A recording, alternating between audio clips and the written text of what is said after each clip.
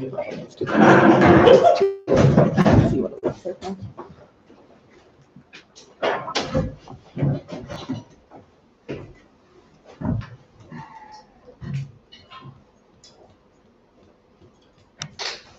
Okay. Hi, everybody. Welcome to the Philadelphia Liberation Center, which is a community hub for and by the working class and oppressed peoples of Philadelphia, building socialist and anti-imperialist consciousness through education and organizing.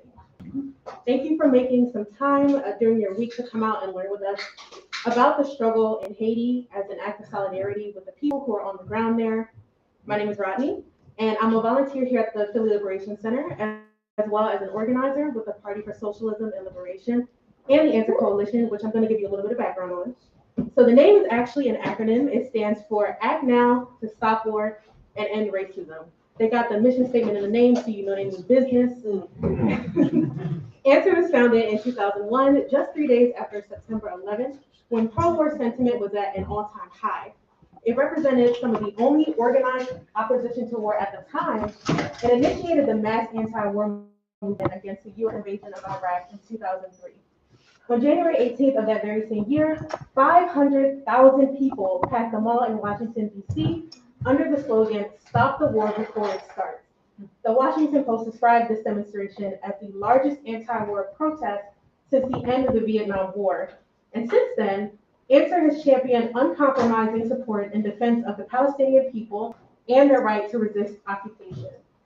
It's also mobilized against all of the illegal coups and occupations in Haiti, the illegal blockade of Cuba, and the illegal regime change war in Libya, fought against the occupation in Afghanistan, the renewed assaults on Iraq and Syria, and the drone attacks on Yemen, Pakistan, Somalia, and plenty of others. Answer has played a critical role. Yes. Yeah, that's right.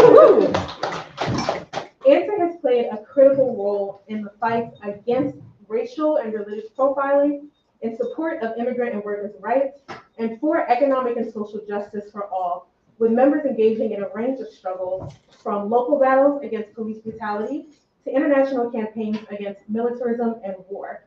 And that brings us to tonight, as we continue the tradition of bringing people together to struggle around critical issues that we face in our workplaces, schools, neighborhoods, building unity both at home and abroad to create a sustainable future for the people. That said, I'm going to introduce our guest, Kirby Joseph. But let me just read you some of her credentials. Oh, let's see those creds. Kirby is a first-generation Haitian woman from Brooklyn. Snap, so we feel the flip. I'm joking. She became a community organizer with the Anti-Coalition at the age of 19. Since then, she's organized against police brutality, mass incarceration, housing insecurity, LGBTQ plus oppression, and imperialism, particularly in Haiti. Kirby has renamed 4 New York City streets and counting after police brutality victims. She's employed at the Audre Lorde Project as a Save Outside the System program coordinator, and she works with various organizations to uplift the struggle for self-determination in Haiti via community mobilization, base building, and political education across the East Coast. Talk about an extensive resume, right? That's right. Everyone, please give it up for Kirby.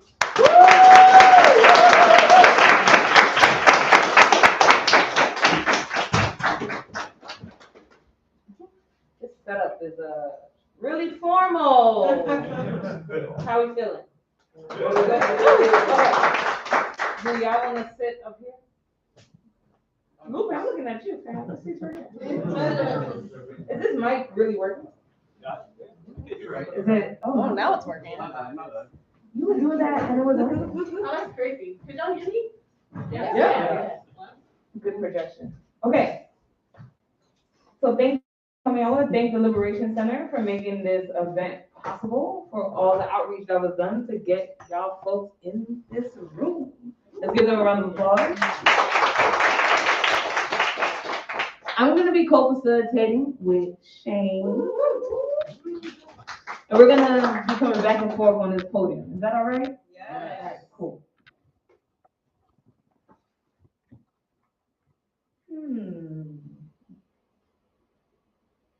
I'm thinking about something. Okay. How do we talk about Haiti? Very complex situation, but not really. What this political education is gonna do is give you 200 years of history in a very accessible way. I'm not a jargonism person for people who know. Okay?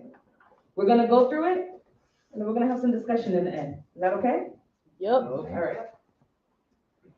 La union fait la force, which means unity makes strength.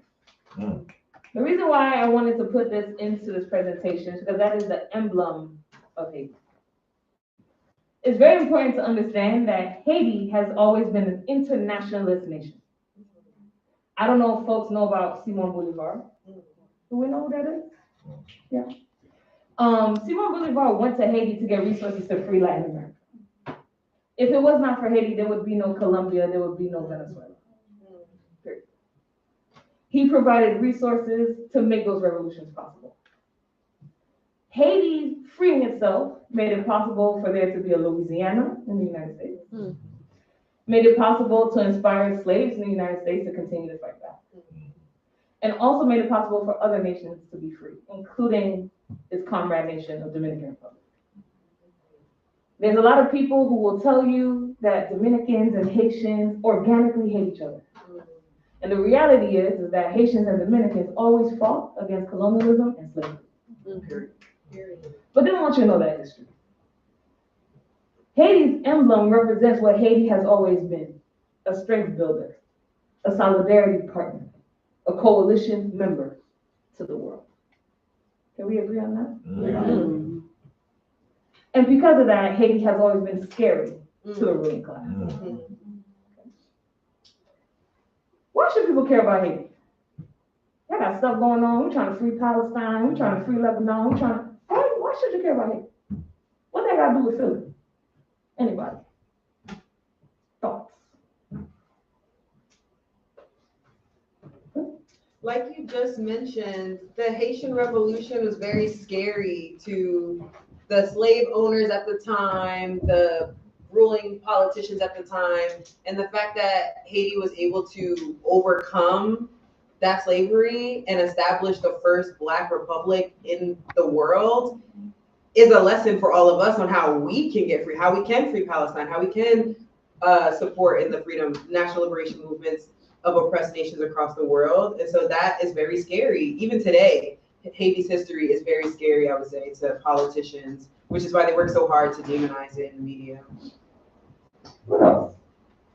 Why should we care as radical people about Haiti? The labor practices there are often horrendous because of the U.S. imperialism, and oftentimes the things that we're wearing, there's a lot of things that are made in Haiti that, the U.S. benefits from, the U.S. capitalist class benefits from, which is why there's the continued oppression of Haiti and strangling of resources going to Haiti when there is climate disaster caused by capitalism. Sorry. I'm sure you'll get to this later on in just like the history of it, but there was one invasion that happened where the U.S. invaded Haiti, and they literally took money and Stop. Okay. Talking too much. Who's teaching? You got me coming here from the city. Who's teaching? Well, okay, I'll just say that like the same people that are like messing with Haiti right now are the same people that also cashed in heavy on every single economic crisis that we've had in the U.S. We saw during this election cycle the demonization of Haitian immigrants. Stop.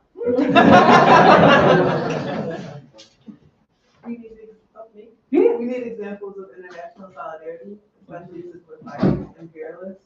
We need to be solid in who we care about and how we communicate our jargon and get our points across. We should always look to Haitian revolutionaries. Let me get one more. I don't want to volunteer anybody. Let me get one more. I'm looking at you. Yeah, I'm looking at you. Wow, I wasn't expecting to put on the spotlight. I think that we should care because right is right and wrong is wrong. That's what we have to say. I really wasn't expecting to put on the spotlight. I mean, that's a good answer though. All of you are right. Ding, ding, ding. If you call yourself a radical person and you do not know the history of Haiti and its radical history, you're not working. You're not learning, you're not studying.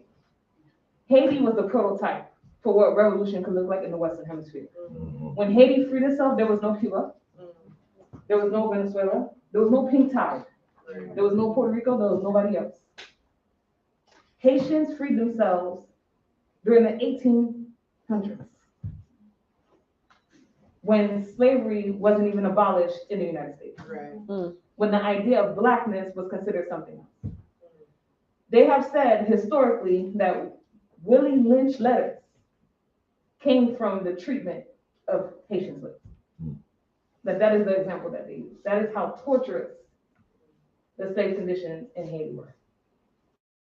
And yet, they freed themselves. And because they freed themselves, they've been paying for it ever since. Can we agree on that? Yeah. Something else that I really want to uplift is that as radical people, some of us can quote every Trotsky quote, every Marxist quote. No shade, it's okay. But we don't know the history of people near us who are struggling every day. Haiti was the testing ground for what imperialism can look like everywhere else. Can we agree on that? Mm-hmm. And in some ways, Haiti still is. Jackie mentioned production, and we're gonna get into some of that. But tennis balls are made in Haiti. T-shirts are made in Haiti. Underwear is made in Haiti. H&M is running amok in Haiti. It's okay if I go to H&M, I'm not hating. I'm just saying that the struggle is closer than what we think. Can we agree on that? Yeah. Okay. You ready, Shane? Yeah, for sure. All right. So, the Haitian struggle is not different from the struggle here at home, right? So, Haitian poverty and exploitation generate billions in wealth, which 1/5 of the population is controlling 64% of the total wealth. Haitians, not unlike the U.S., right, with most of the wealth belonging to the hands of a tiny few. Haitians face blatant racism, suggesting they cannot self-govern, leading to repression and foreign intervention. And we're seeing a lot of that now with these U.S. puppets calling for Western intervention in Haiti. And then local and regional and international elites who control Haiti's economy and politics view foreign military intervention in Haiti as vital for advancing the welfare agenda.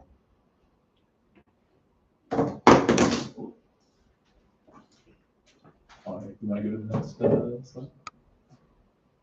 All right. So. No, don't talk about it yet. You gotta get up. All right. We need everyone to come up and look at this timeline. You want to take a picture? That's okay. Well, we want you to get up, get them legs moving, and look at this timeline. Technology is crazy. You're like, can I take a picture? You're not doing that, Kirby?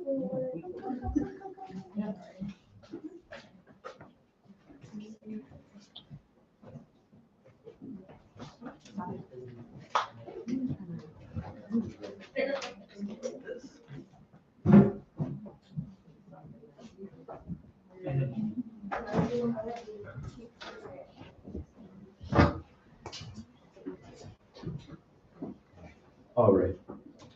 So we all see this timeline? Yeah, I think you taking pictures. All right. So,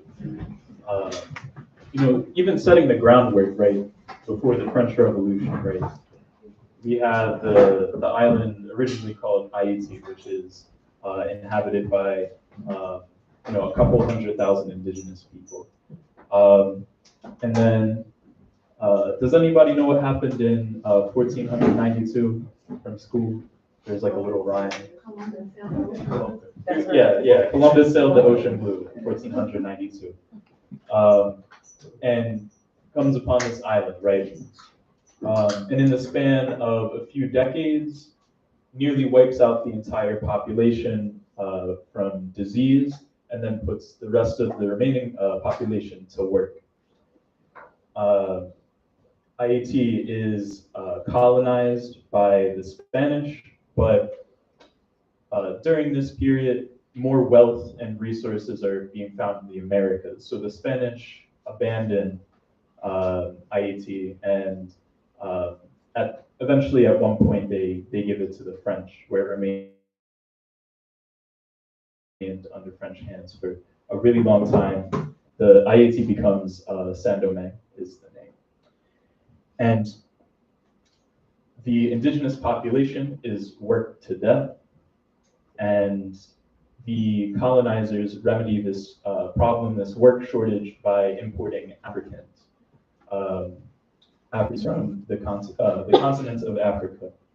And eventually this leads, and I don't know if we want to go into the next slides, but Haiti becomes France's cash cow because of three big materials, right? Not yet. Not yet. I got you.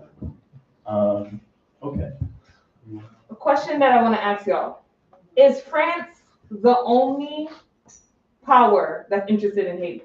No. Some examples, tell me. The U.S. US? Who else is in here? Great Britain. Great Britain. Who else is in here? Spain. Spain. Okay. Why is the French Revolution important? What are the ideas that the French Revolution brought forth for white rich men?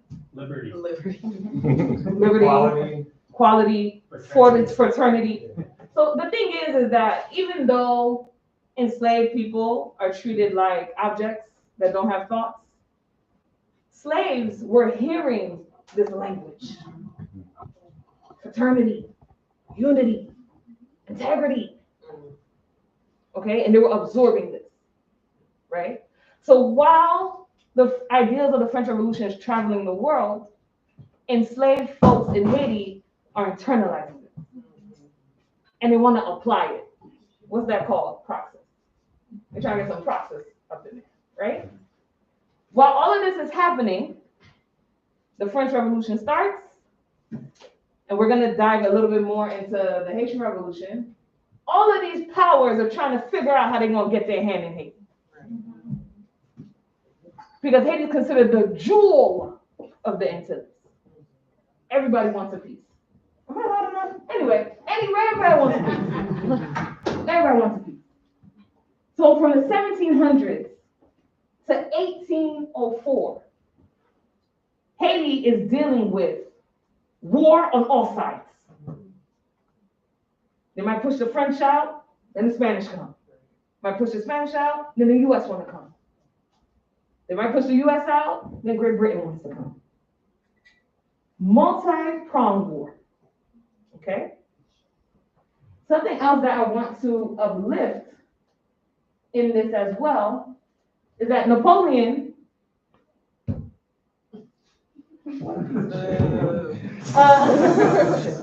Napoleon abolished slavery in Haiti. Was like, oh, let's bring that shit back. Real quick. Nothing crazy, just real quick, let's bring slavery back, okay? So the struggle for freedom in Haiti was multi-years and multi-tiers. Does that make sense? And while Haitians are fighting the French and mass-scale slave rebellion happens, again, all of these powers are trying to get their hands on. Okay, you're busy, France. We're gonna come in. We can help the situation. And, make profit. Anything else that people noticed about the timeline? I gave like a really quick summary of it. Yeah. Just like the third part in 1793, like when Great Britain and Spain joined the fight, but on different sides. Yes. And it just shows like how, like when the revolution started, it kicked off like a whole geopolitical thing that involved multiple powers vying for different things. I think that's it's relevant, I think, to even today when we see revolts, like how something that can detonate, like something like a rebellion can detonate a whole planet, essentially. Yeah. Something I want to uplift is that when the Haitian Revolution happens, there's a law that takes place in the United States. Fugitive Slave Act. Because the ruling class here was hearing about this. These slaves are in rebellion, not too far from us. What are our slaves gonna do? We need to act quickly. And it created policy to fortify slavery because of what was going on in Haiti. So the world was literally watching Haiti, a nation that now has 4 million people, every step it took, because they understood that it would impact them in every way. Okay? That's what you were talking about. Yeah, for sure. And I think, yeah, we'll get into a lot of this, right? So, Haiti was very fertile land, very mountainous, lots of trees, and created prime growing conditions for 3 particular things, right? Indigo, coffee, and probably most importantly, sugar, right? So the colony produced, at the time, 60% of the world's coffee and 50% of the world's sugar. Stop right there. Oh.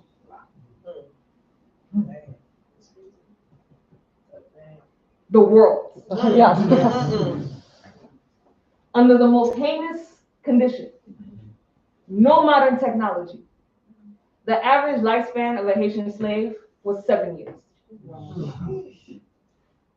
Yeah, and it got to the point where the slavers found it more economically expedient, instead of investing in the lives of these human beings, to just import more people from Africa and continuing to let these slaves die in these abhorrent conditions. Disgusting.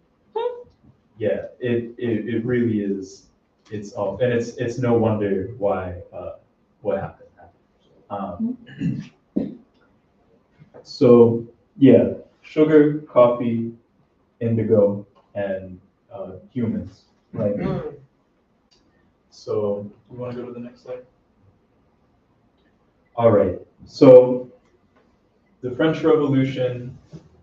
If you really want to understand the Haitian Revolution, you got to understand the French Revolution, but that's a whole different forum. But as Kirby was saying earlier, right, these sort of liberal ideas of liberty, equality, and fraternity, they're floating around, right? And people they want to be more politically engaged, mainly this like landed aristocracy, these middle classes, this like growing bourgeoisie population, right? And they're saying all these things, we're being oppressed by the crown, we're being this and that. But one word that they really hesitated to say, that they wanted to say but couldn't, was slavery. They could be like, oh, we're slaves to this system, right? But a lot of these people owned land in Haiti. A lot of these people were slavers, right? And there were populations of enslaved people in Haiti, right, that were literate, that were following the news in France, that were following everything and seeing these ideas and realizing what can be done for them, right? I think another important thing to mention is that in terms of population demographics, right, in Haiti, and once again, this is Saint-Domingue at the time, right, you had the big whites. These were the white people who owned land. You had the small whites who were maybe not owned land, but they were overseers or they were small traders. You had a small mixed population of free slaves, and some of these people had as much land as the big whites, right? And then you had the rest of the population, which was enslaved, and that population would outnumber those other demographics 10 to 1. So we talked about the brutal conditions, right? We talked about the population demographics. You know, off the tails of the American Revolution, a lot of the big whites and the small whites are looking to break from France. And also at the same time, you know, France is trying to figure out, you know, okay, we stand for these values, how do we deal with our colonies, right? So there's a lot of this, I guess, flip-flopping from French, right? In the course of the French Revolution, there's, you know, different people take power with different possibilities, and also Haiti's like a few weeks behind, right? Because things move slow, they have a whole ocean to travel.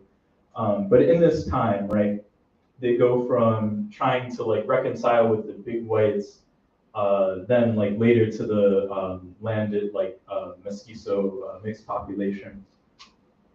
And they were trying to, you know, secure these rights for these groups, but at the same time suppressing these slave revolts until they couldn't do it anymore.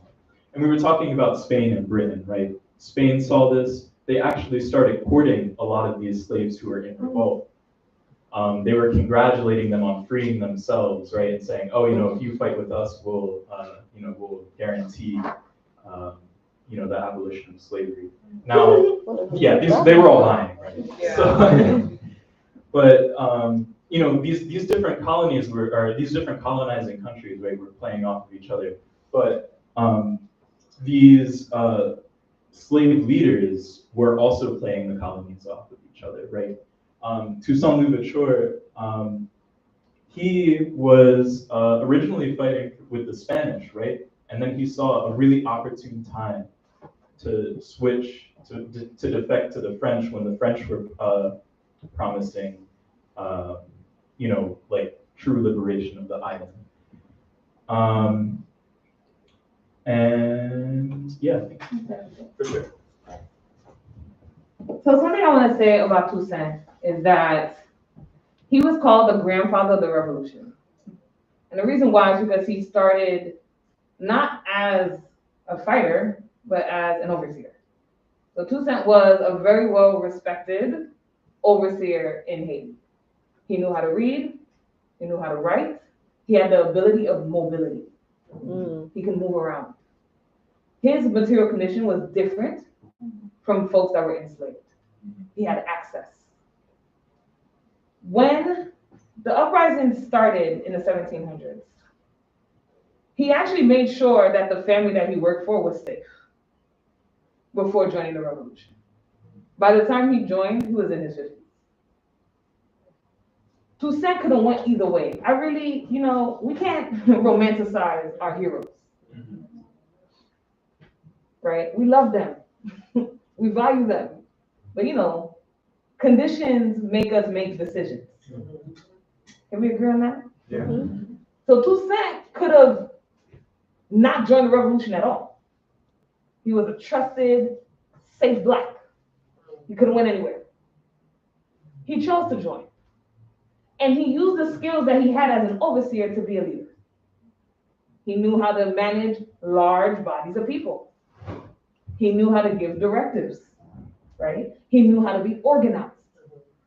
And he used all of that to fortify the army that would lead to a revolution. Something else I want to say. Toussaint wanted a black France.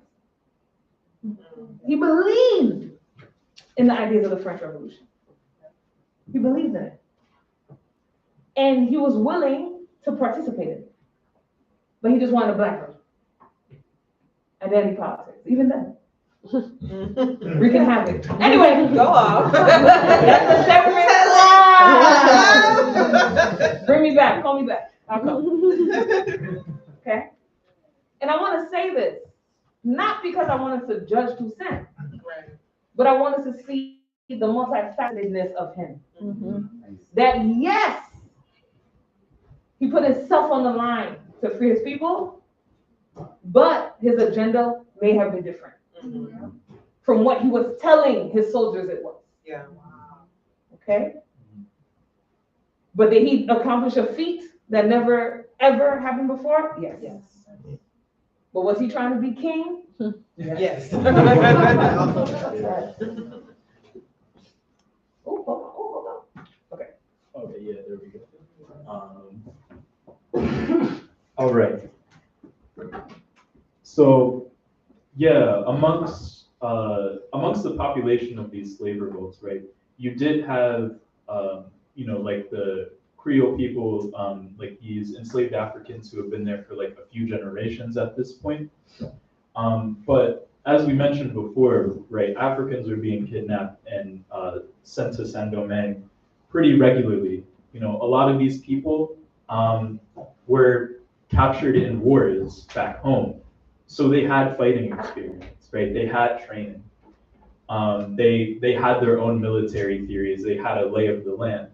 So with all of this, they had these coordinated assaults on plantations, cane fields, and this really did like destroy the economy of this colony, and it had rippling impacts over back in France, right?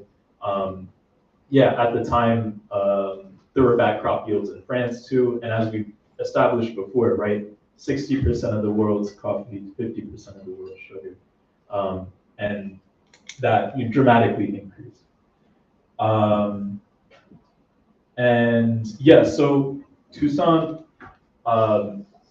drafts his own constitution, right? And this is right in his mind. It's like, yes, this is Black France, right? He's a Republican. He has these Republican ideals, but he is lured into a trap, and he is made a prisoner of war. To really vulgarize it, it was literally the French being like, "Come out, we won't jump you," and then he came out and they jumped him to France, where he was, eventually he died in prison from neglect. You could argue he was murdered in prison at the age of 60, I believe. So that's the real turning point for Saint-Domingue being Black France versus an independent Haiti, right? So the military leaders that Toussaint left behind, you have Jean-Jacques Dessalines, you have Alex Pétion. They realized that independence is the only way forward, right? And once again, they had the numbers, they had the military theory, and they were able to drive out the French. They were able to drive out Napoleon, who, Napoleon in his memoirs, reflecting, he was in exile on St. Helena or Elba, one of the two, I forget. But he was reflecting on his errors that he made in his life. And the big one that he mentioned was trying to take back Haiti. So, in 1804, Haiti becomes a truly independent country. The remaining slavers, French, people who are still on the island, are driven out or killed. That's decolonization. Right. As a kind of a gnarly anecdote, right? So Dessalines' speechwriter, he was looking to give a speech on their first day of independence, right? And there was this super long constitution, and Dessalines like, I'm not really feeling it, like the vibes are off. So his speechwriter was like, okay, give me. That's exactly what he said. Quote. His speechwriter is like, give me a few hours. I'm going to write something, and my pen will be a bayonet. My inkwell will be the skull of the French. My ink will be the blood of the French. And the parchment on which I write on will be the skin of the French. So Haiti establishes independence in 1804, and since then, the colonizing powers, these imperial powers, have never forgiven Haiti, right? Off rip, Haiti was not recognized. Stop. Cool. Some things I want to uplift that's here. all attacks that Haitians did for their independence were coordinated. Mm. What does that mean? They were what? Organized. Organized. There are people then and people now who will say that the Haitian Revolution was a fluke. Mm. It was just a chance. It was good luck that they were able to free themselves. Okay? Something else I want to uplift about Toussaint is that it was some of that, and also he thought he was going into a meeting. Mm. He was like, okay, I'm on my way. I'm coming. We're going to negotiate. Mm. And that's not what happened. And it goes back to the idea, right, of wanting to be part of that class, wanting to be recognized by that class. But there's an issue because you're not even seen as human. Right. Haitians are looked at as animals who bit their master and got free. Not even human. Bunch of barbarians running around. Okay? Something I want to uplift about Dessalines, they talk about his character as someone who was not ashamed of who he was. That he would walk around the camp and show his keloids from his whips marks. This is who I am. This is what we're fighting against. Okay? Versus Toussaint, who wanted to be something else, who wanted to assimilate. Dessalines said, we want to go. We don't want any more of this on anybody else. So they had a complete different ideology, even though Toussaint mentored Dessalines. Okay? And I really want to uplift that because if it wasn't for that tenacity that Dessalines had, Haiti wouldn't be free. It needed something else, a different energy. Not just a diplomat, but a warrior. Yeah. Right? Che had to put down his medicine bag and pick up the gun. Dessalines was always ready to pick up the gun. Okay? Haiti gained its independence in 1804 and has been fighting for self-determination ever since. Okay. Can somebody read this quote for me? Haiti is black, and we have not yet forgiven Haiti for being black or forgiven. The Almighty for making her black. Why did Frederick Douglass say this? Who was Frederick Douglass to Haiti? Anybody know? Frederick Douglass was the ambassador to Haiti from the United States. When the United States was trying to figure out how they could tap into Haiti, they sent Frederick Douglass to check it out. Go check it out for us. Real quick, report back. And he went and he said, Haiti needs time to rebuild itself. Because those coordinated attacks, when they destroyed acres of cane, of coffee, was strategic because they knew they could grow it back. They knew how to do it. That's why they were enslaved. It's special work to work sugarcane. Some of y'all like drinking rum. It don't just come out the cane. Right. Do y'all be drinking rum? Anyway. A different revolutionary principle of discipline. High discipline and morale. Okay.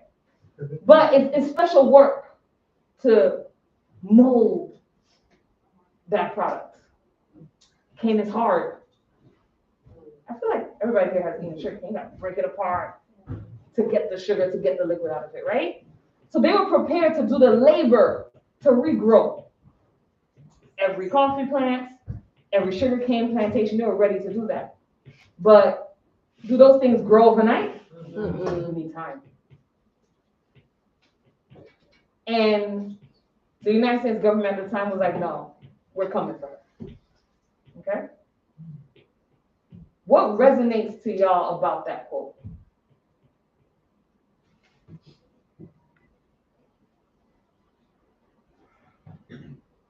You and then on the couch. The thing that resonates with me most is the fact that Douglas is talking about people were despising Haiti's resolve because it was hard to accept that a black population could be revolutionaries in this sense. Okay. And go ahead. Yeah, It makes me think a lot about the earthquake that happened in Okay. Haiti and the response. Be specific, what earthquake was? I don't know the year, but there was a devastating earthquake that hit Haiti. 2010. Yeah, and just decimated a large portion of the island. Mhm. And there was an inadequate and blatantly racist lack of response to help people that were buried under buildings for, days and weeks and months, if not that. So. Mhm. Also, fuck the Clinton. Mm. Yeah. Yeah. That's a whole other forum. You can have a whole forum about how the Clintons just. Anyway, Democratic Party. The Congo. Congo. Just one police grip on the continent of Africa. Mhm. At risk of any type of rebellion and freedom. Mhm. Historically, slaves from Haiti came from Congo. Looking at the almighty for making her black, the underlying sentiment that black people is synonymous with suffering. That are applied by our foundation based on suffering. Mhm. Was Haiti a white nation that freed itself?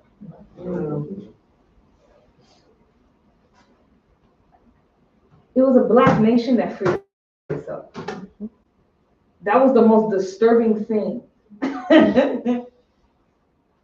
that the ruling class could even think about.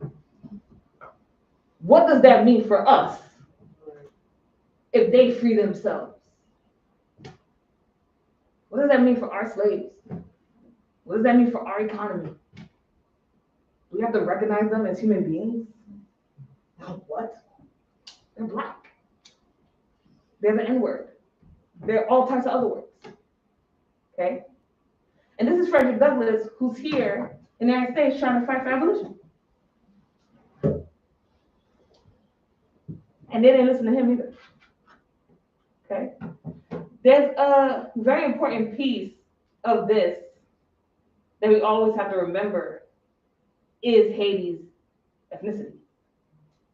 We can't ignore it. We can't ignore the national question. Haitians can't hide who they are. It's clear who they are. And what Haiti was up against from the beginning was white supremacy. Can we agree on that? Yeah.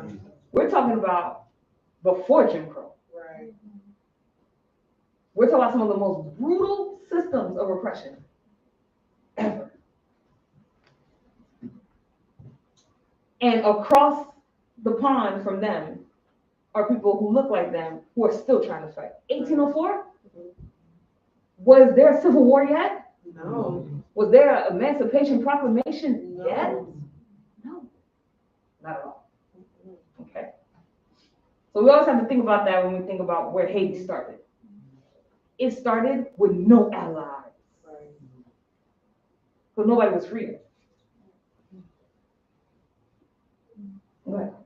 The thing that resonates for me is that Frederick Douglass says it, and it still is true. Yes. Like, verbatim, word for word. Yeah. Still yet to be forgiven. Well, forgiven. Yeah. And there's nothing to forgive. It's unapologetic. But also think about what happens here. Isn't there a war in Black America? Absolutely. Yeah. Isn't there a war, like you were saying, in Africa right now? Yeah. So has Blackness been seen as equality? I don't know. People love to talk about Black excellence. Kamala got her silk press. I don't know. Did that change? Did that make the revolution for Black people happen? Now, something that's really important is to understand why Haiti threatened the ruling class. One, Haiti's success caused the U.S. slave owning class to isolate Haiti economically and politically. We don't work with Black people. We don't work with you there. I'm sorry. We don't do that. We're not going to trade with you. We're not going to tell our allies to trade with you. You are completely cut off. Figure it out. Now, if you're a new nation that is trying to grow, not only its land physically, but its contacts as well, can you do that if you're blacklisted? It's hard work. Think about Cuba, Right. okay? And then the US did not acknowledge Haiti as a free nation until 1862. We don't see you. We don't notice you. You're nothing. Okay? And what was happening in 1862 in the United States? Civil War. Mhm. And don't let your history teacher fool you. That was about slavery. Right. Right. Something that is also very important is that Haiti experienced the biggest heist in history. Bigger than any Ocean 11, bigger than any theft you can think about. Haiti experienced. Okay? When France recognized Haiti as a free nation, do you know what France said? Oh, we recognize you and you owe us. Pay us, baby. Because we experienced damages, loss of property, aka slaves. Okay? You gotta pay us 150 million francs. Okay? While Haiti's facing isolation, and Haitians are having solidarity with Dominicans on the other side to make sure that Spain doesn't reintroduce slavery on that side, it begins to pay France until 1947, the equivalent of $21 billion. That's crazy. To not enter into war again. They had to make a decision. Are we gonna fight again when we just got free? We're trying to make sure that slavery doesn't happen again on the other side of the island, or we're gonna pay? We mentioned on the timeline before that there was a lot of people that wanted their hands in Haiti. Okay? French,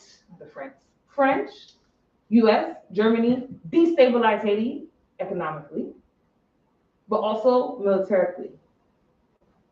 They assassinated the president in 1915, and Joel was getting to this, that's why I told you to stop talking.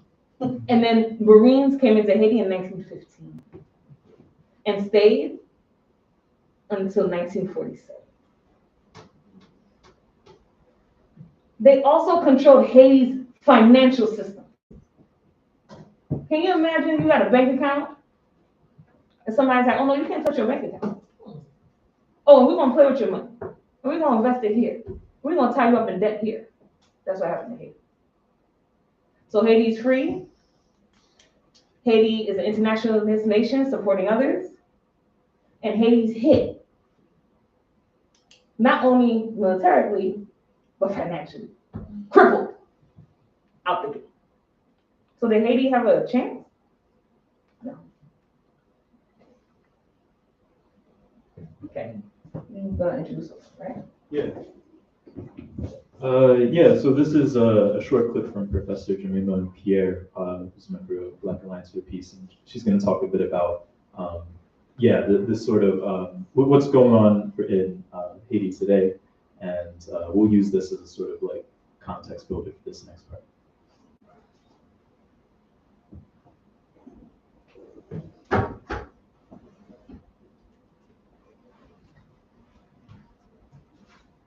Uh-oh.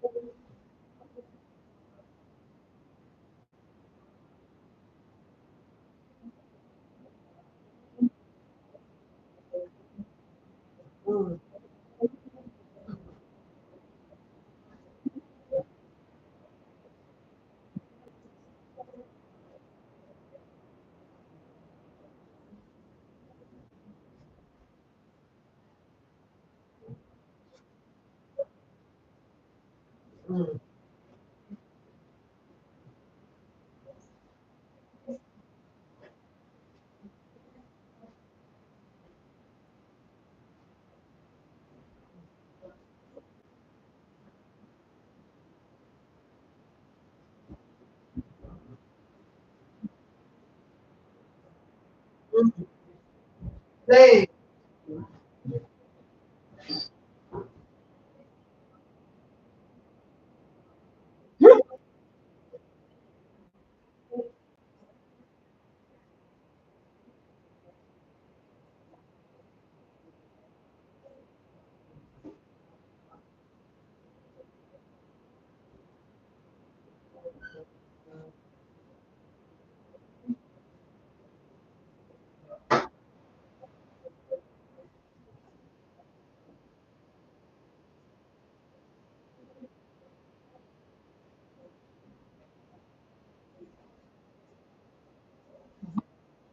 Yes?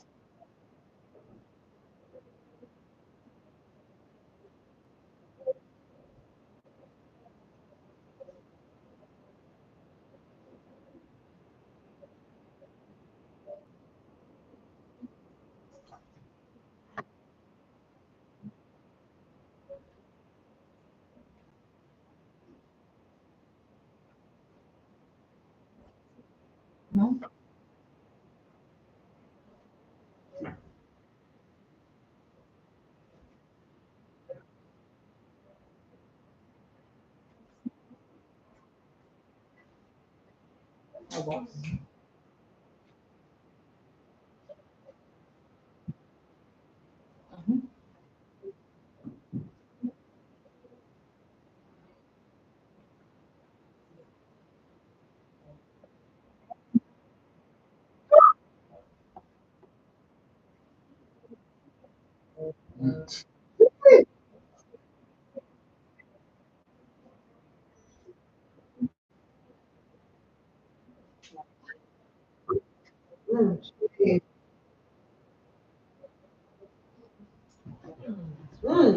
In what is now known as Citibank. Wow. Citibank.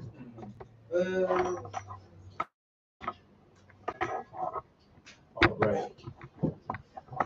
So, yeah, since this military intervention, or since Haiti's independence, Haiti has faced 2 coups, 3 dictators, 4 foreign military occupations, multiple death squads, 4 dodgy elections since 2006, and more recently 1 presidential assassination. Um, it has seen a massive debt and stolen wealth, uh, with gross domestic product being around 20 billion, Haitian debt being 5.1 billion, and after the 2010 earthquake, 13 billion in funds that was raised for Haiti failed to actually aid those people in need. For shame. And destabilization and mass poverty, Haiti faces over 80% unemployment. Yes. 4 out of every 5 people. 60% of the population living on less than $2 a day, with the minimum wage of the US being $7, minimum wage of $7.50 US dollars a day. And the average cost of living is $26 US dollars a day, right? And, also just going back to that video, right? One of the things that was realized in many of the things that have been leaked through WikiLeaks was that the Obama administration actively worked to keep that minimum wage at $2 a day. I think WikiLeaks, Assange, it gets talked about a lot, but what gets talked about less is the actual things that were being leaked. It's important to look into this stuff, right? There's a reason why Assange was targeted so heavily, extradited to the US and all that. So, Haitians demand solutions to food insecurity, inflation, fuel shortages, and the withdrawal of this de facto US government. Another point that I wanted to bring up from that video, right? Haiti really was the first experiment in neocolonialism. Decades before the African continent, before revolutions and wars of independence were popping off, Haiti was already experiencing these invasions, these US puppets. And a lot of these strategies that we see happening in the African continent now, you could also see in Haiti before.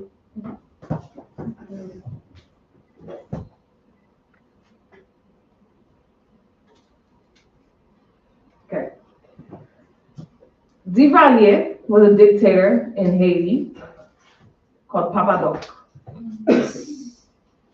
Like he called himself that. Papa Doc was a U.S. backed puppet leader in Haiti during the 50s. I'm mentioning this because we're saying free Palestine. Papa Doc worked with Israel.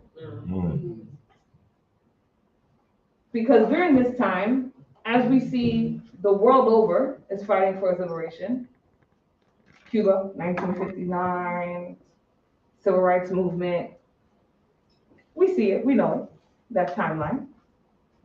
In Haiti, people are fighting too. Papa Doc needed firepower to squash people's movement in Haiti.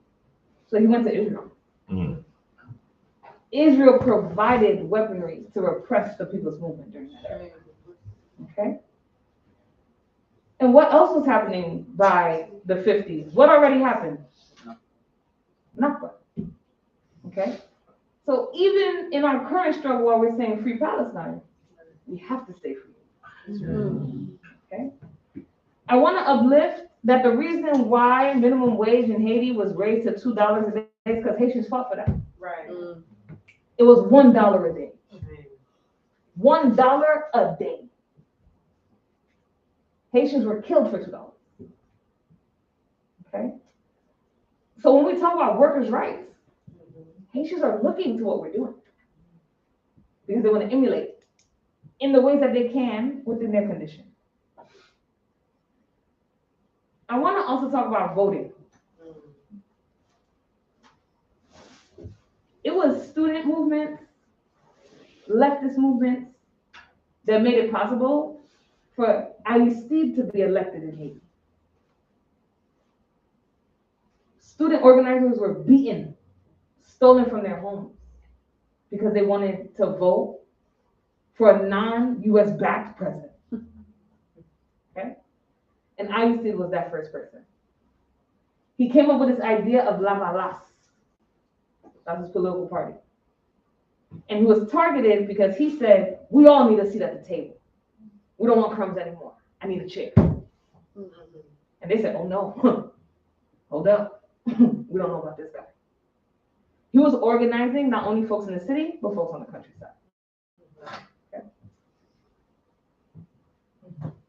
Now, Aristide was the first democratically elected president in Haiti in modern time, but he was out twice. Kicked him out. First in 1992, and then again in 2004. But why in 2004? So here's a little clip of Toussaint Louverture Day, which is a holiday in Haiti where Haitians come together to celebrate Toussaint. But it just so happens that the French ambassador was there. And Aristide had a few words that he had to say.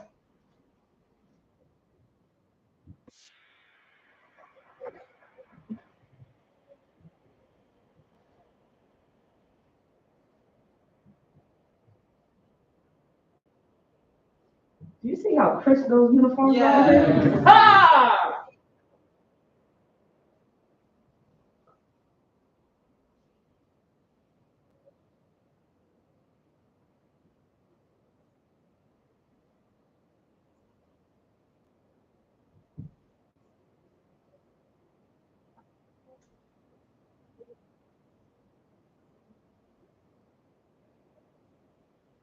Oh, wait, hold up. Sorry, y'all.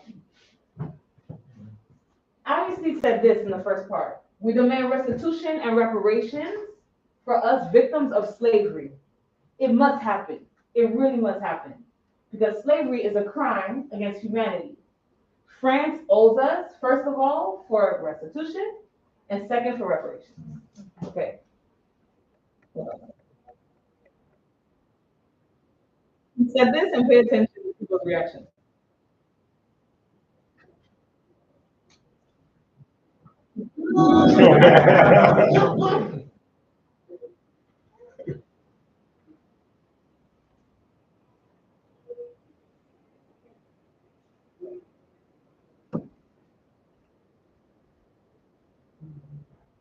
Okay, let me tell you, how petty is this man?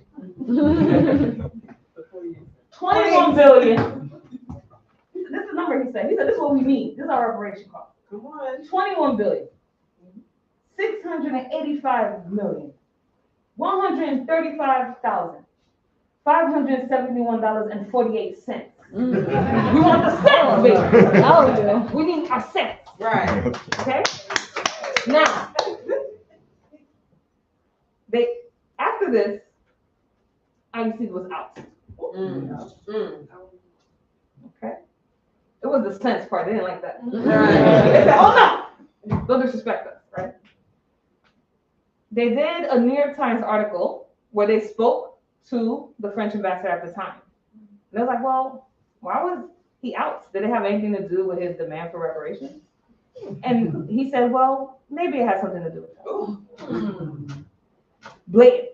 IUC didn't just say this here. IUC went wherever he could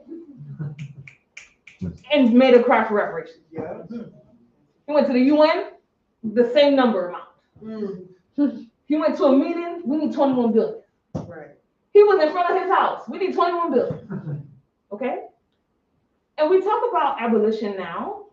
Communists are the ultimate abolitionists, I'm gonna say that. But, Hello. I'm sorry.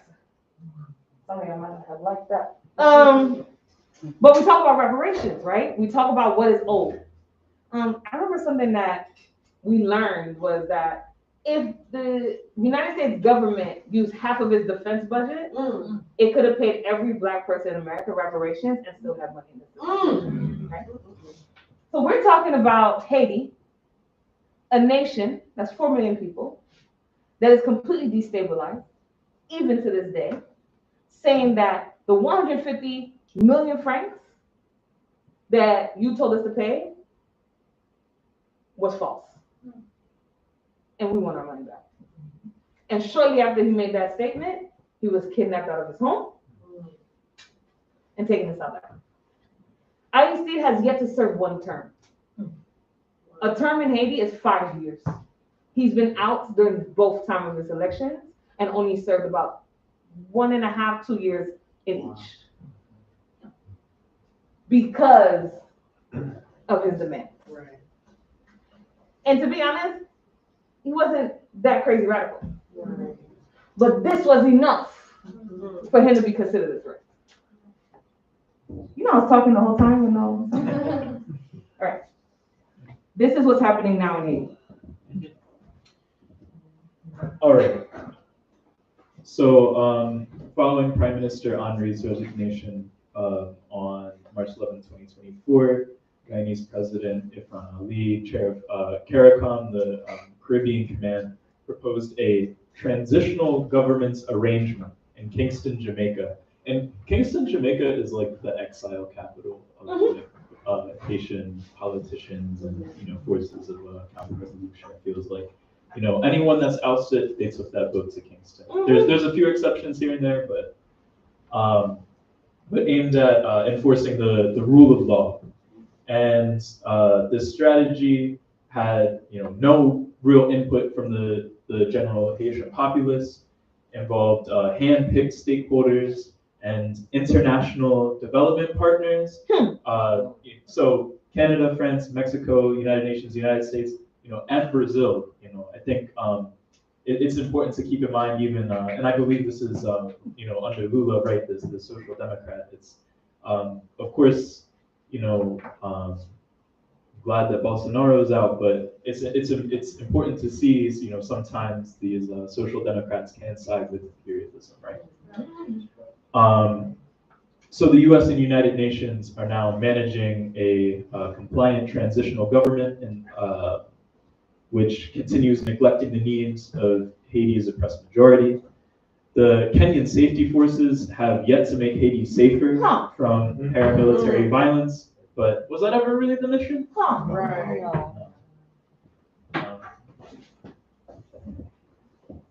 The media said that Haiti was unruly, correct? Gangs. Okay. Now, we don't say gangs, we say paramilitary forces. And the reason why is because all of those forces are forces that have been fortified by the ruling class. Mhm. Okay?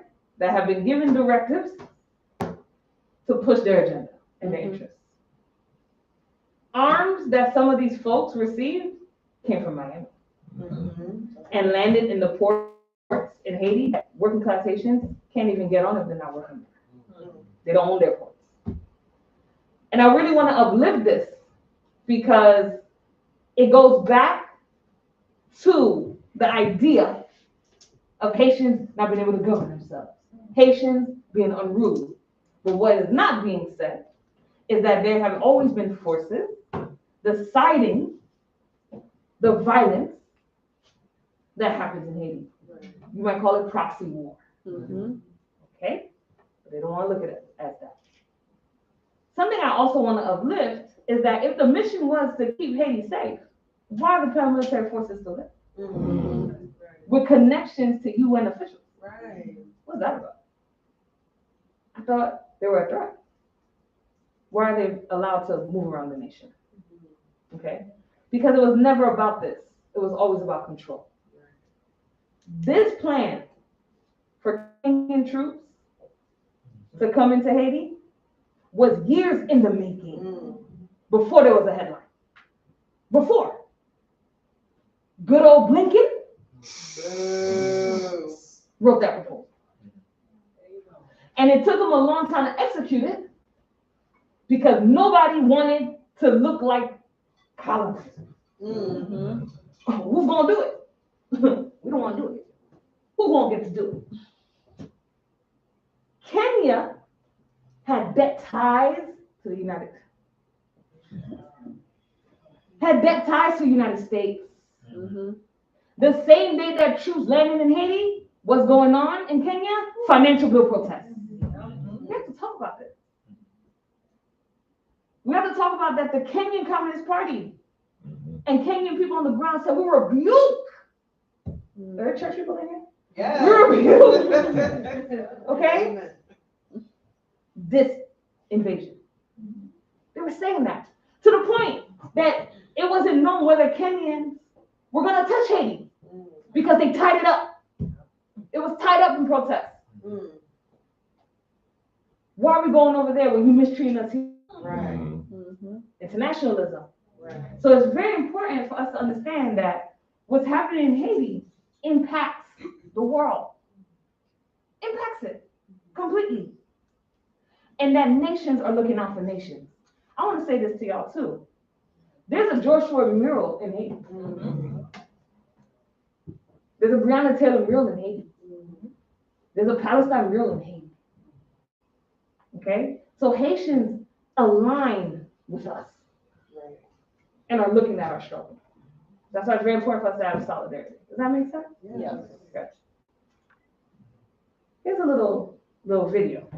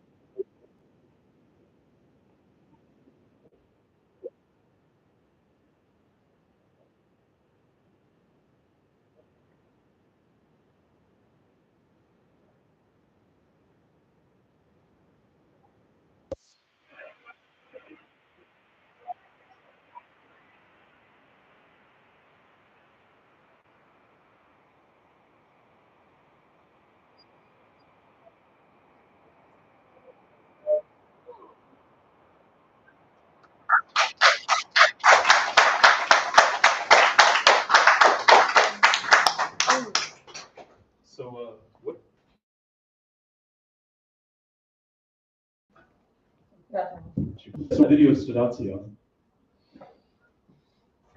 It's very straightforward. It tells us exactly what's going on Mhm. without the legal mumbo jumbo. Mhm. As you might get in the regular meeting, Exactly. What the media don't tell you. Mhm. Exactly. What else? What else? I wanted to talk about like how extreme some of the things that are doing, like the dumping feces, the sexual violence, that just shows that there's really no moral defending of this at all. And it just shows that it's really simple, that the people who are defending them, they stand by these things. And there's no other way around. Exactly. We'll go here. Yeah, also just that it's like the UN who is doing that. So I think so many people have such like a misconception of what the UN stands for. And it's like, oh, that's the peacekeepers, they're the helpers, they're all of these things. And then you hear the things that they actually do in other countries, not just Haiti. And it's like, it's a death squad. To me, it was just crazy how tricky the media is saying like Haiti's calling for intervention, and the way they say Haiti does this, Haiti does that, as opposed to like this very new, president installed by the U.S. wants this, not the Haitian people. And it's like if you don't know better, you just see the news and it's like, oh, they're tripping over in Haiti, and it's like no, like they're tripping in the White House, Right? Like, they're tripping in the Pentagon, Right. Exactly, right? So we've seen the Western powers enslave Haitians, invade the island, right? Steal from them, force them, into these debt traps. We've seen multiple interventions with rampant human rights abuses, and then they go on to say that the Haitians, these are the people who are the savages. These are the people who are less than human, right? But The people that's doing it wrong is real savage. Right. Exactly. That's right. Exactly. That's right. Exactly. And I think this carries perfectly into what we're seeing right now, which is, the rise of these, right-wing dehumanizing talking points about the Haitian diaspora, particularly Haitian immigrants in the US, right? So here's a quote from a recent article, right? Springfield, Ohio has become a flashpoint due to a xenophobic and racist remark made by a former,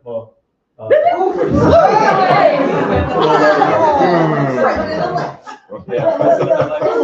Is he 47? Is he 45th and 47th? Alright. So during a recent presidential debate where he falsely claimed that Haitian immigrants in the city were taking people's pets and eating them. The Haitian immigrant community in the region has grown significantly, with thousands settling there, many through the temporary protected status program. And despite most Haitians residing in the United States legally, the community has faced safety concerns, including anonymous bomb threats, leading to the shutdown of schools, hospitals, and municipal centers. Use of fear-mongering against Haitian immigrants is not unique to the Republicans or the Democrats. It's a part of a long legacy of racism and xenophobia towards the Haitian people. The Western media has historically played a role in perpetuating racist stereotypes about Haitians, dating all the way back to Haiti's independence in 1804, right? As Kirby said before, the Haitian Revolution was spun as a fluke. It was seen as, the animals biting the hand that feeds them. But as we're about to see, right, this video is on the ground in Haiti where, Haitian people are going to be speaking their mind, and y'all can see for yourself what they have to say.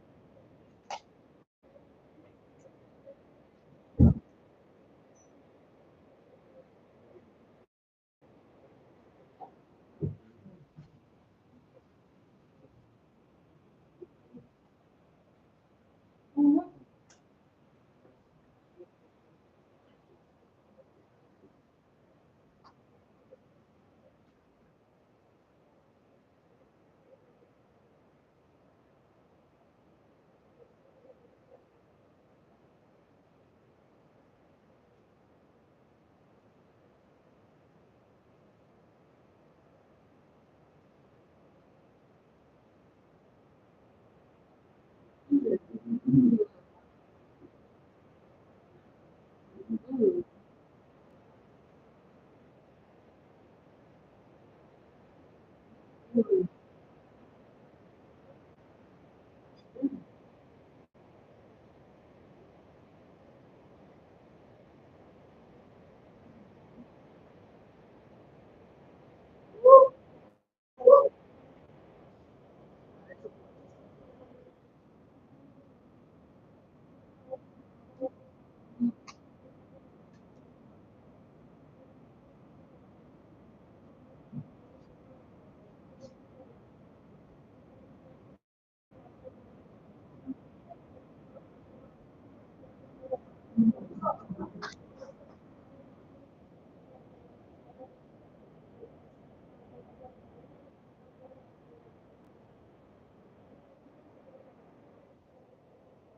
Mhm.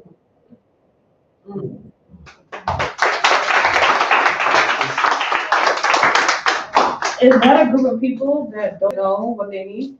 No.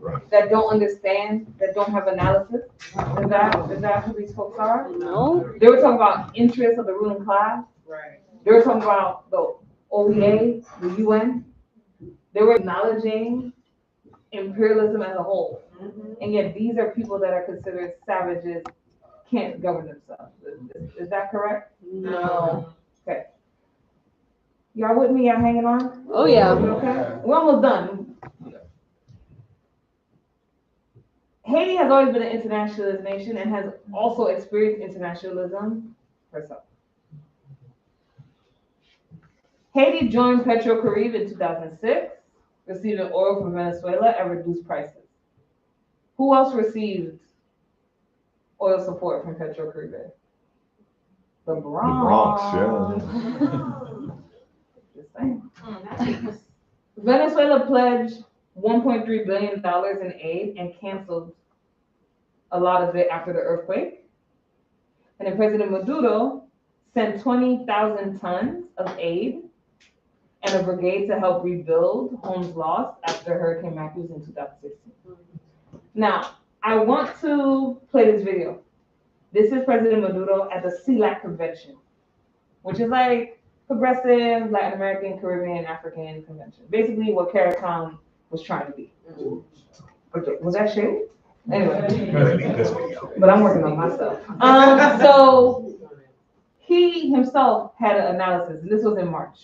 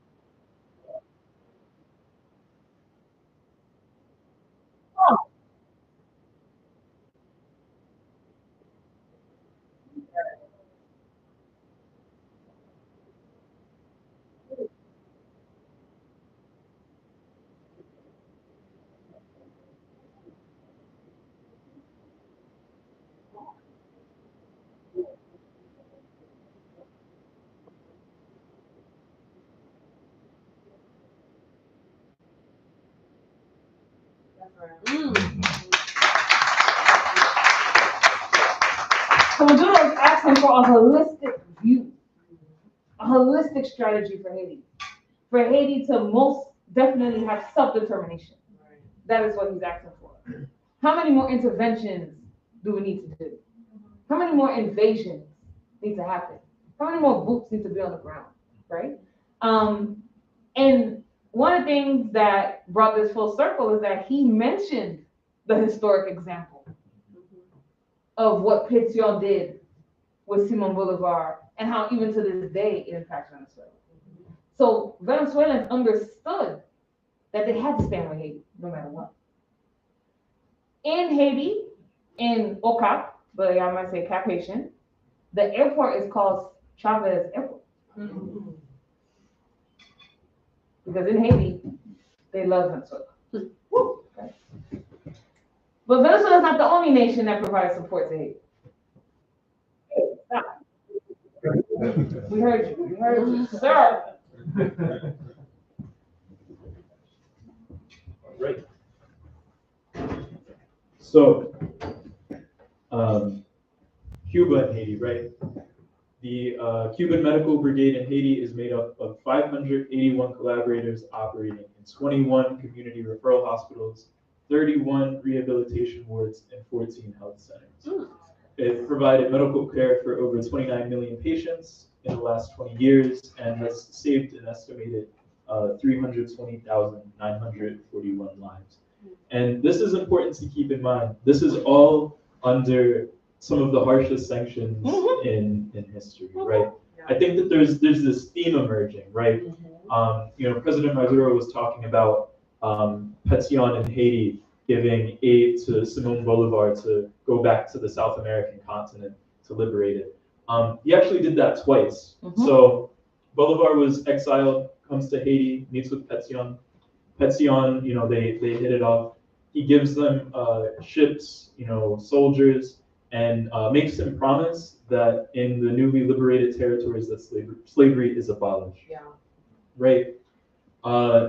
Bolivar comes back to Latin America, fails, and goes back to Haiti. Petion gives him more aid. That's right.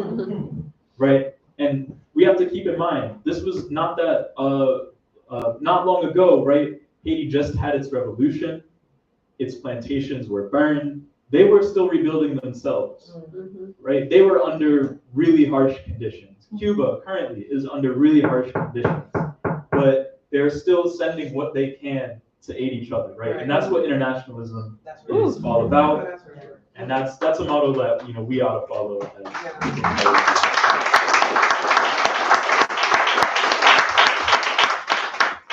So now, what is our work? One, we have to raise consciousness. It is critical for us to uplift the history of Haiti's struggle against imperialism and neocolonialism to our class, but also in our movement. If you talk about Palestine, you have to talk about Haiti. Talk about Cuba, you have to talk about Haiti. Talk about Venezuela, you have to talk about Haiti. Do not leave Haiti out of the conversation. Because Haitians are not leaving us out of their conversation. Okay? We have to stay informed. Don't watch Fox News and tell me you learned about Haiti. Right. Don't tell me that. Why would you learn from CNN? That's right. No. No. Okay? Don't tell me that. Don't call girl. No. Okay? Look for progressive sources, the Al Jazeera, a Breakthrough News, the People's Dispatch, that are literally talking to organizers in Haiti on the ground, and then writing about what's going on in Haiti. It's important to build awareness for Haiti through all mediums. If you're an artist, draw, paint, graphic design. If you're a rapper, rap. Well, not badly. If you're a singer, sing. If you're a writer, write. Use your talent to bring Haiti into the conversation. See, like Dominican Republic, they're next door, they're sending them back over, Yeah, we'll talk about that later, sir. I got you. Also, take action. If you're planning actions in solidarity against imperialism, include Haiti in that conversation. It's very easy to talk about Palestine, but we need it to also be just as easy to talk about Haiti. Palestine feels next door, and Haiti feels around the world. And Haiti is not that far away. It's right next to Cuba. Okay. So I want to wrap this with Dessalines. Because, he had the foresight. People were like, well, doesn't Haiti have things in common with the United States, with France? And he said, I don't know about that. The difference between its cruelty and our patient moderation, its color and ours, the great seas that separate us, our avenging climate, all tell us plainly that they are not our brothers, that they will never be, and that if they find refuge among us, they will plot again trouble and divide us. Dessalines said, know who your enemy is. Right? Know who your friends are and know who your enemies are. And he wasn't talking about flowery words either. Through acts of action. Yeah. What are you doing to help us be free? What are you doing to help us to stay free? How are you showing up for us? And he's talking about it through different levels: class, race, right? Mm-hmm. And these are the people that were considered barbarians that couldn't do it. And look at the analysis that he's bringing in. Okay? And these are words that are considered a battle cry. That we have to know who our enemies are and who our allies are, who our comrades are. We love saying the word comrade, but I don't know if we really comrades. Right. I don't know. But that's what he was saying. Know who your comrades are. Know who your supporters are. Fight with them. And do not allow our movement to be destroyed. Isn't that the work that we do every day here? Build our movement, build our organization, build power, people power to be free. Haiti did it, and Haiti's still fighting to do it. And it's our work to fight alongside her. Can we agree on that? Yes. Okay. Question and answer time.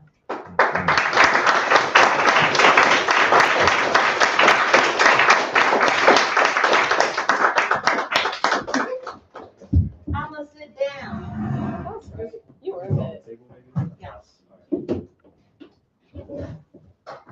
Oh, and let me answer what you were saying. So right now, and this is not Dominican people, this is the Dominican government. And I want to say this. Yeah. There has been a huge deportation mandate against Haitians in the Dominican Republic. At least 20,000 Haitians have been ripped out of their homes in DR and sent back to Haiti.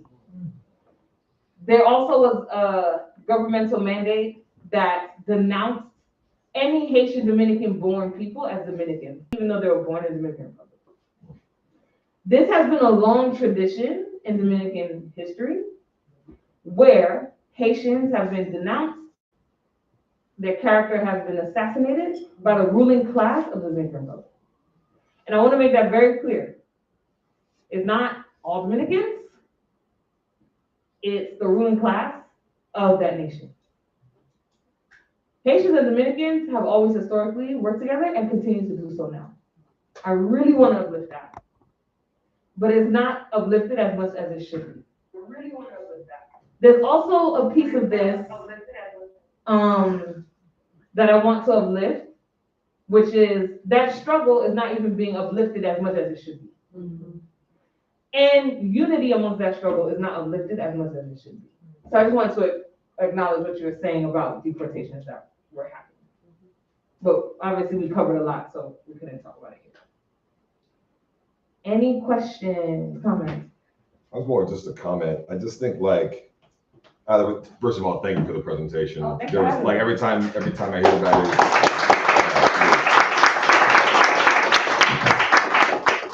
I feel like whenever I go back and listen to presentations or watch YouTube or hear about it, I always learn something new, and I learned a lot of new things today. But I just think one thing that stood out to me about this presentation, I think it goes back to Shane, what you were saying regarding how after the Haitian Revolution, or I think Kirby said, they had to make all these kinds of adaptations in the United States as a result of the Haitian Revolution, because I think that they feared then, as they fear now, the psychological effect of a free Haiti. Mm-hmm. And I think, back in 1804 and the subsequent years that happened in the US South, how they were like, we need to be actually extra brutal to, these enslaved Africans in order to prevent them from getting any ideas. And they adopted a lot of the horrible, torturous methods that they used in Haiti. Like they would force feed people gunpowder and then detonate it and just do all these just crazy, horrific things. And, I think about that back in 1804 and the subsequent years. And I think about now and how so much of them trying to prevent Haiti from being a stable, thriving place is about preventing the psychological effect it would have on Africans living in the United States. Mm-hmm.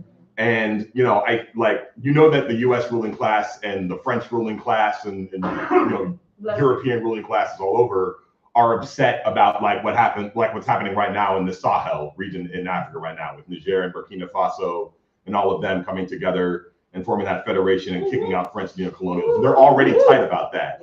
And so imagining what a free, liberated Haiti ran by free, liberated African people would look like for us, and the psychological effect that would have on new Africans here would be, you know, monumental. And, you know, like since they did that in the Sahel, we've seen like numerous like assassination attempts and, you know, Western corporations and people like arming and funding terrorist groups to try and destabilize those countries, luckily without success at this point.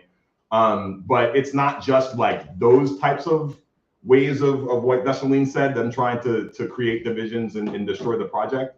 It's also at the level of ideology too. We know that the ruling classes are very, very good at like astroturfing and funding like ideologies. And we see a lot in the US too, you know, the proliferation of anti-Haitian and anti-African ideologies being implanted in Black Americans, you know, like, and we saw like what happened in Springfield, Ohio. I was seeing like a lot of Black Americans being like, oh yeah, man, so it's Haitians. It's like, shame on you. What are you talking about?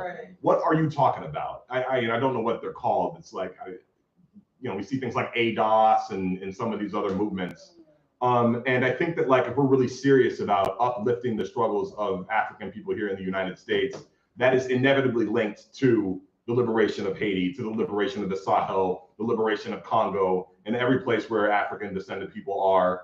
And if we don't recognize it, shame on us, because the ruling class certainly recognizes that fact as well.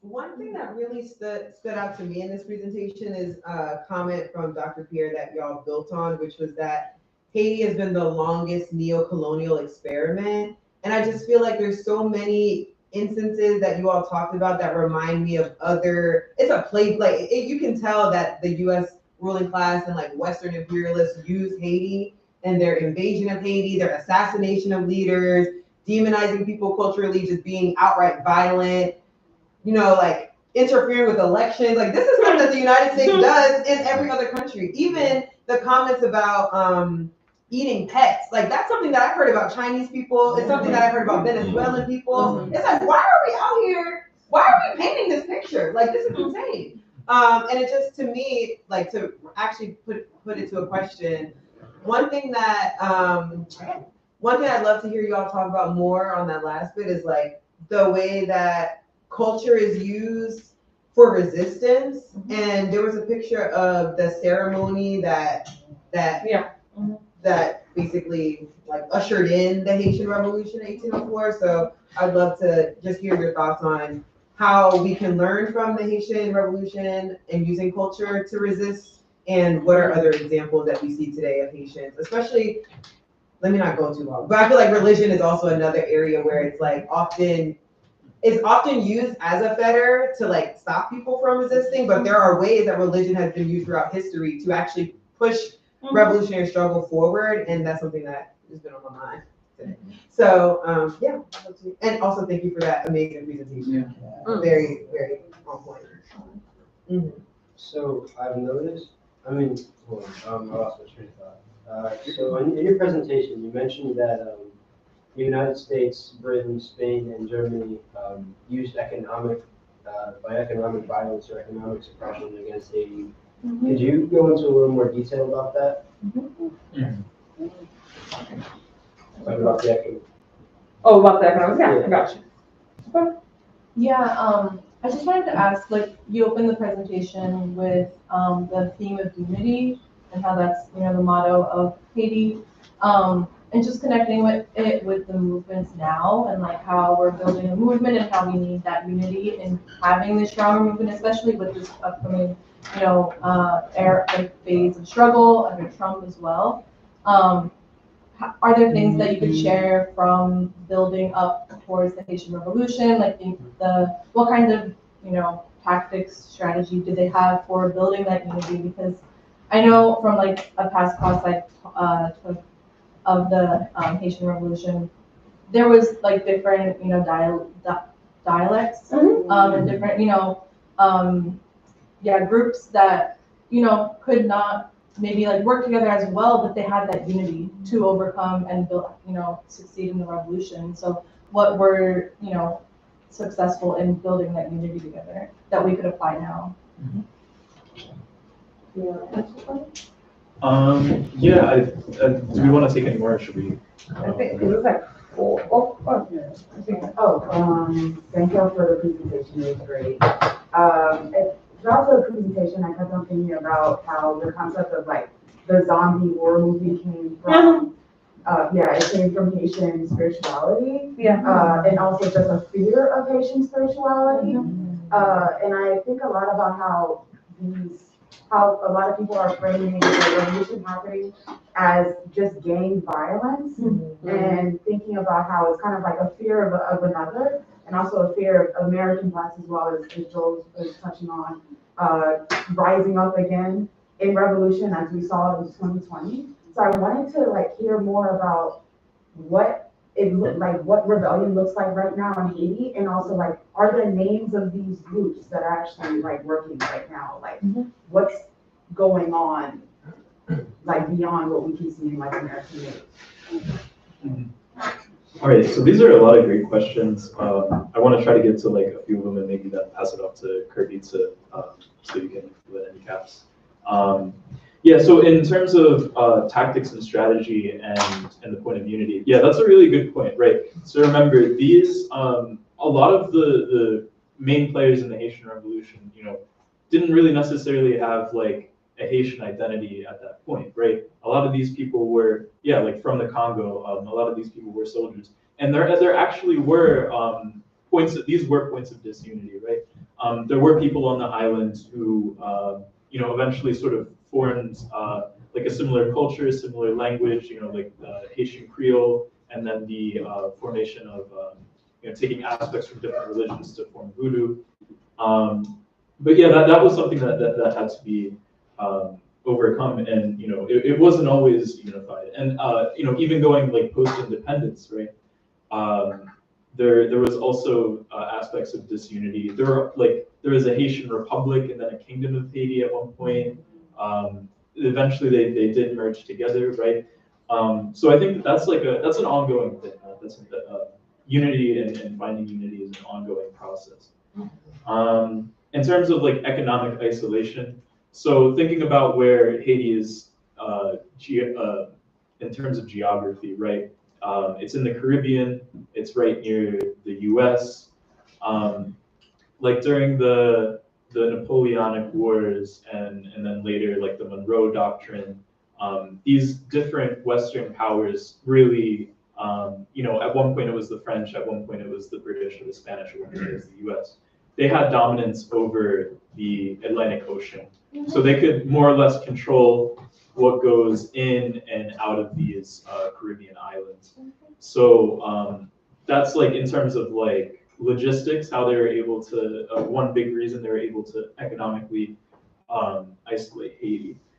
And in terms of spirituality, I think that's a really good question, right? Not to use jargon, but I feel like religion, you got to look at it dialectically, right? It can be used as a tool to oppress, but it can also be used as a tool to liberate. A lot of the early slave revolts that formed into the revolution were of a very spiritual nature that were really based in Voodoo. And a lot of the early leaders of the Haitian Revolution that we didn't have time to talk about were spiritual leaders and faith leaders. And I mean, even in Black liberation in the U.S., looking at the the Civil War and Bleeding Kansas, John Brown's Raid on Harper's Ferry, right? That right there, he was a Christian. He was acting on I'm on a mission from God to rid this land of this abhorrent system.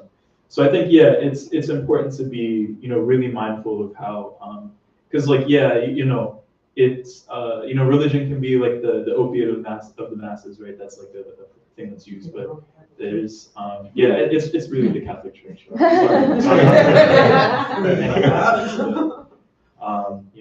I myself was born and raised Catholic, so it's no shade or anything for all the shit Catholics. And I can pass it off to you for any So economically, from the U.S. intervening, well, France intervening in Haiti, right after its revolution. So Haiti had to begin paying France since 1825. Um, reparations to France. Ridiculous. It makes you want to rub your eyebrow. So that was one way that economically from the beginning, its economy was destabilized.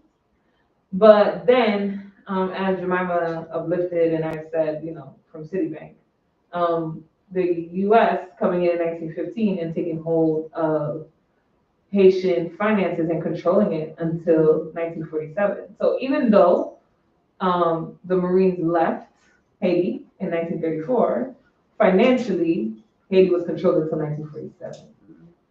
So we talk about abuse, but there's also economic, financial abuse, right? Yeah, and Haiti, not only was its finances controlled, but it was also entangled in bad loan practices, which is something that is the cause for Haiti's debt. When we talk about what is owed. Some of the biggest businesses in Haiti are not owned by Haitians. Digicel is a German brand. Everybody in Haiti uses Digicel to communicate. And no Haitian in Haiti controls it.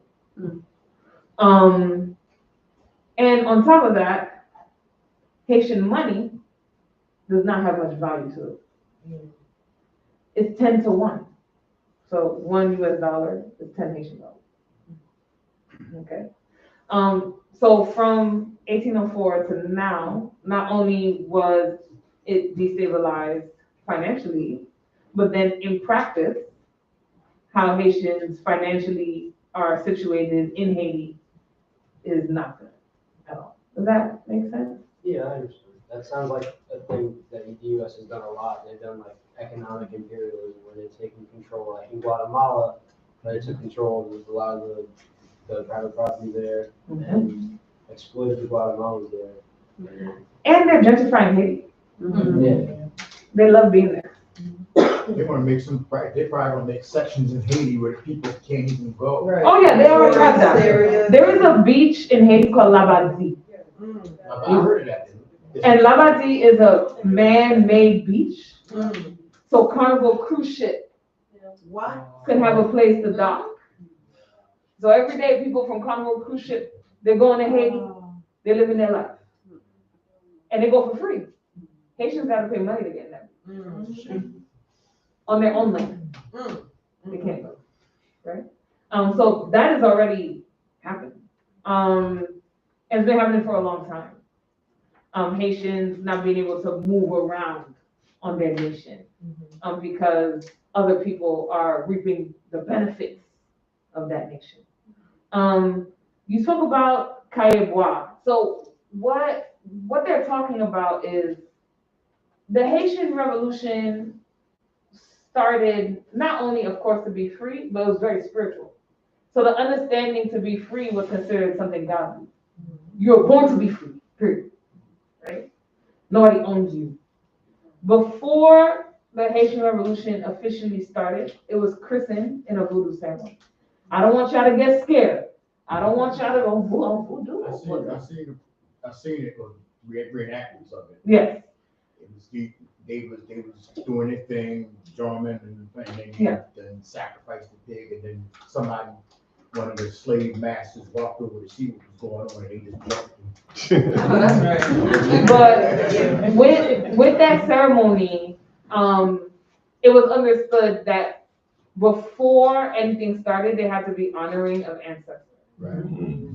Which is something that is in revolutionary struggle. We might call it mystica. Yeah. Right?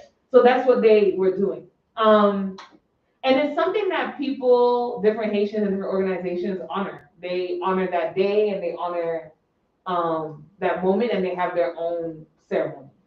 And it doesn't just extend to, and I'm not talking about charging your crystal in the moonlight. No shade to my woo-woo, okay? That's all I'm talking about. There's another piece of it also culturally, musically. There's a type of music in Haiti called the Racine. Racine means roots. All of that music is political music. So y'all were kind of listening to it earlier. And there's a song called Tipa Tipa. It means little step, little step. And in that song, he's like, we don't want any more monopolies in Haiti, right? Gentrification, the stealing of land, land back, right? And there are other songs like that, not only just from Boukman. There's, who's the rapper that all of y'all listen to? Makami. Makami is getting so much love right now, radical, like Haitian MC. But it all stems from using music to talk about struggle. The drum is a radical instrument. That's right. It's very important to understand that. Because the drum was used as a unifier. It's time to go. Yeah. We gotta go. We gotta wade in the water. We gotta, Yeah. So that same concept is diasporic. Wherever there's oppressed people, they will use music. They will use art. And art is also used. Everybody loves talking about Basquiat. Terrible person. Needed some therapy and a hug. But he's Haitian. He's probably Haitian. But there's a lot of different like artists who also make visual art in solidarity to Haiti as well. So culture has always been a weapon of the people to express liberation. There was another question. What about the rebellion? What rebellion looks like in Haiti? Okay. Names of groups. So their Haitian movement is scattered. It is not as unified as it could be. And the main reason why is because of the same reasons why our movement is scattered. Repression, security issue, sectarianism, division. Well, in 2006, Lupe said this, so I'm not working with this group. Because in 2006, right? I mean, not you. I apologize. You were just right here. Lupe didn't do anything, y'all. I apologize. But I was too young to do anything, quite frankly. But like, just how movement is divided, it is divided there. But it looks different when it's divided in a smaller nation with harsher conditions. It's a bigger situation. There's a group that does consistent work on the ground. Their name is Money Gulf. Money Gulf does a lot of writing about Haiti, about the demands that are on the ground in Haiti, and what's happening in Haiti. There's also student movements in Haiti.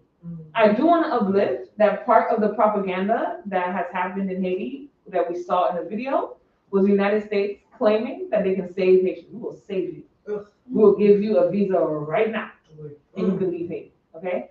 So there was a bit of an exodus last year, where people were running out of Haiti because of the material conditions that were there. But what's not being said is that how did we get here? Haitians didn't get themselves here, imperialism. But there are some groups. But are they all unified? No.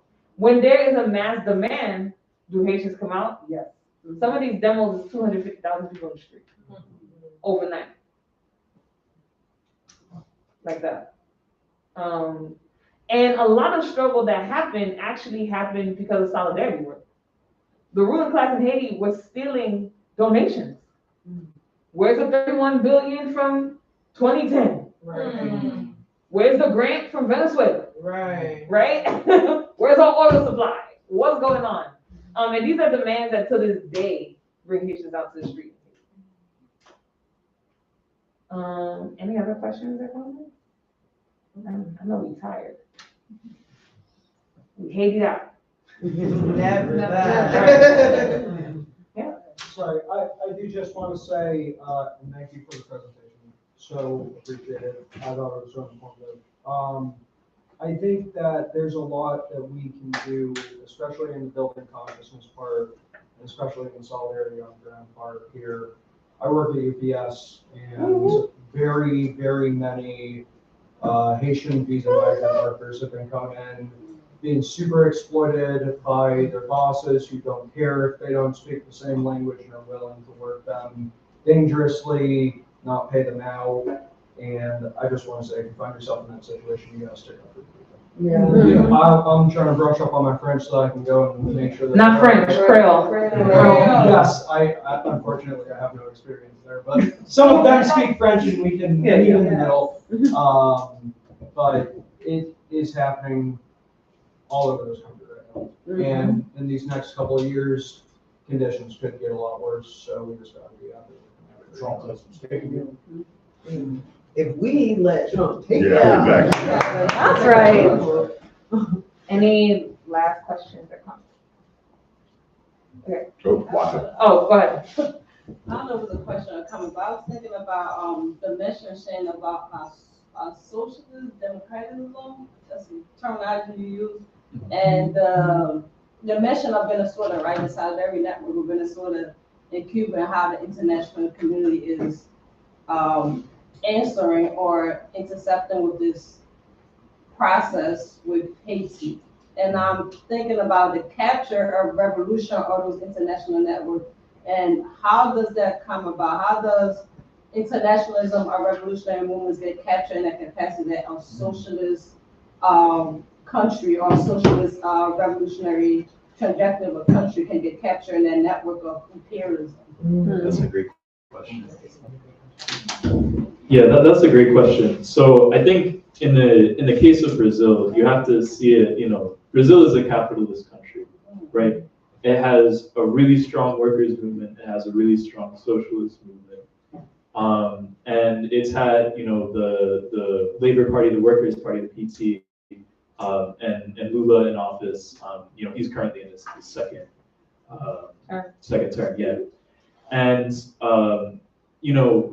there has been a lot of good that's been happening in Brazil through the PT, through Lula, but it's mainly the result of people on the ground, people, working class people, the poor, the peasantry, really fighting for these things, right?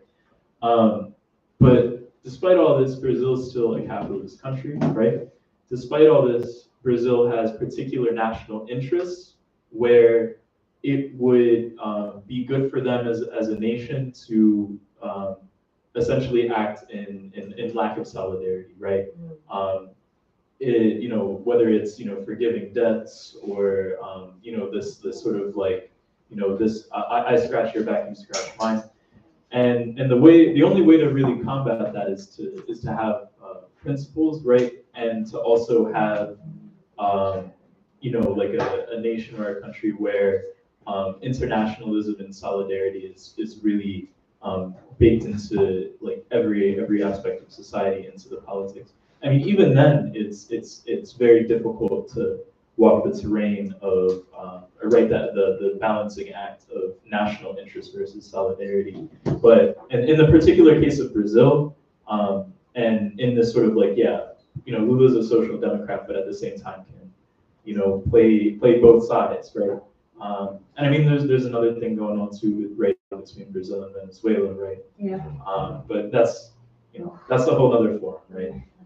I think this whole topic's another forum, but I just wanted to talk a little bit more about that. Hopefully that answers your question. You mentioned zombie. I want to say something. Okay, so there's this idea in Haiti where anyone can be a zombie. But the way that you break out of zombie is that you give somebody salt. And once they have salt, they're broken out of their zombie. Haitians look at that to be knowledge. People talk about building class consciousness. If you look at it within this anecdote, our knowledge of Haiti, of liberation struggle, is the salt that all oppressed people need to break out of their zombieism that capitalism causes. The battle of ideas. Capitalism has social media, advertisement, streaming service, everything that conflicts with what we know to be true. And it's very important for us to make sure that we're constantly building with our class about these issues, providing salt, breaking through the zombieism. And that's what Haitians need us to do. I think it's very important that we take the knowledge that we have, all the knowledge that we have here. If all of us got all of our information out, how powerful that would be. There's years of experience here. At least 40, 50 years of experience here that can be used for this struggle. And I think that it's great that Liberation Center provided space for this political education. And I want to see what we do next. What is the next phase of this? How do we get this out to the world? Oh, IG, Lord. But what else, right? How do we knock on doors and talk to people and connect these struggles and make people see that Haitians are human and not barbarians that they have been criticized to be for 200 years? What is our salt? Right? And that's our knowledge. So I just want to say I appreciate y'all for being here. I've seen people walking out all night. It's 7:20. Whew, it's a long time. And I want to do a chant. Is that okay? Yes.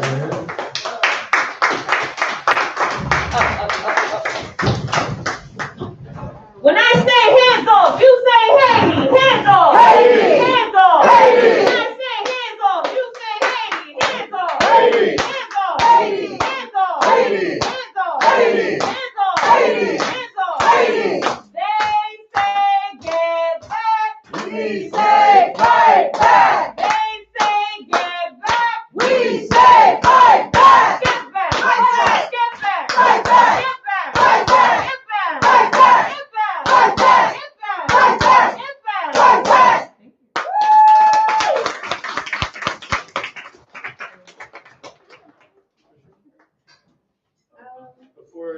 Before y'all head out.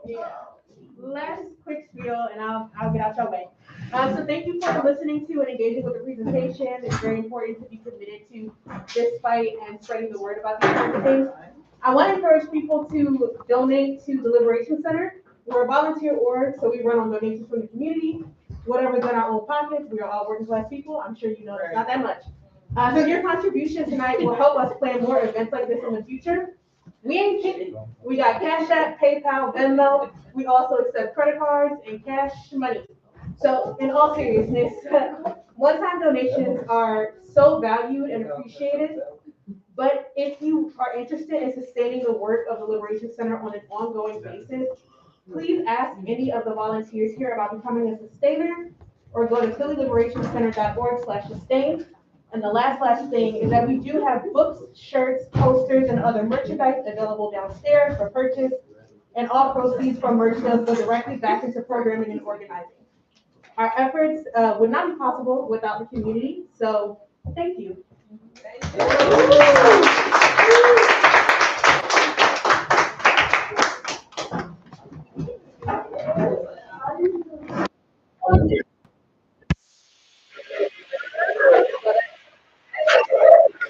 Hey, hey, hey.